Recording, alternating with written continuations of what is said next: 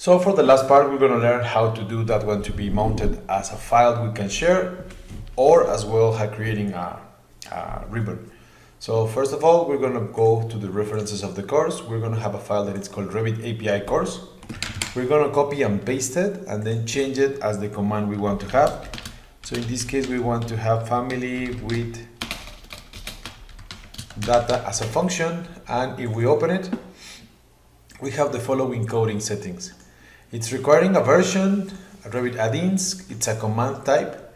Within the name, we're going to call it family with data. For the full class, we need to remember that we're having it here from Revit API course. So it should be Revit API _ course dot, because that's our namespace. And then we want to use the logic of the description function.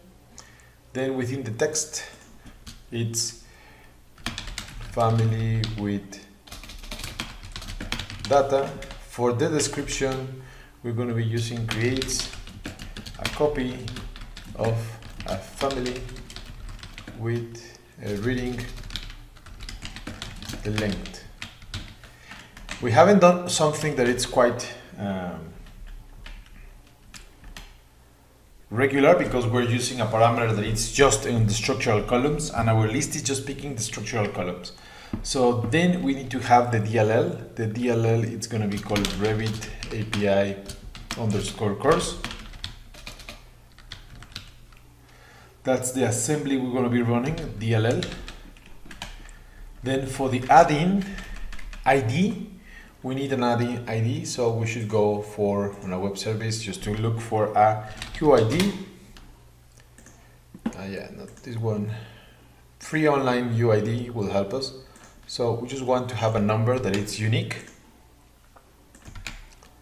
The vendor, it can be just training.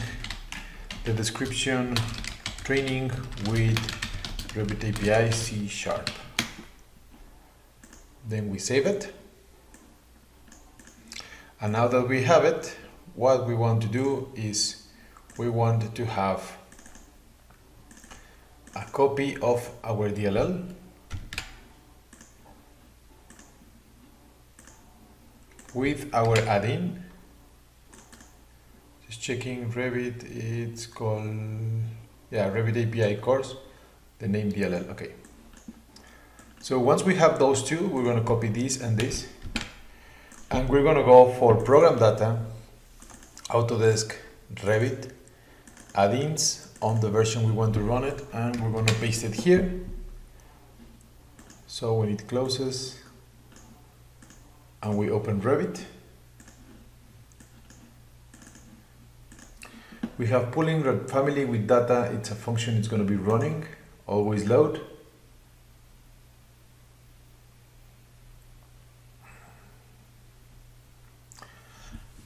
And it's checking that it goes within the functionality we have.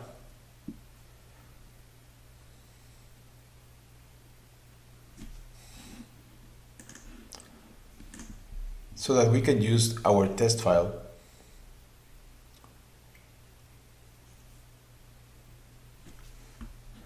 We can look on add-ins, then have external commands, and we have here family with data. Now we can just click and it will run the command.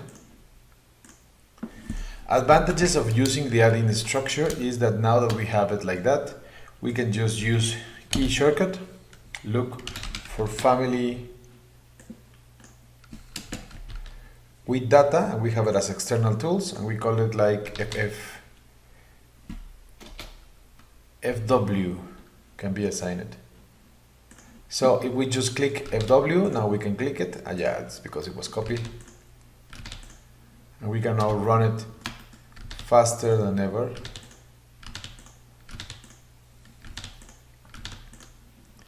And depending on the geometry and the things we're using, it might get quite interesting for solving some problems and things around it.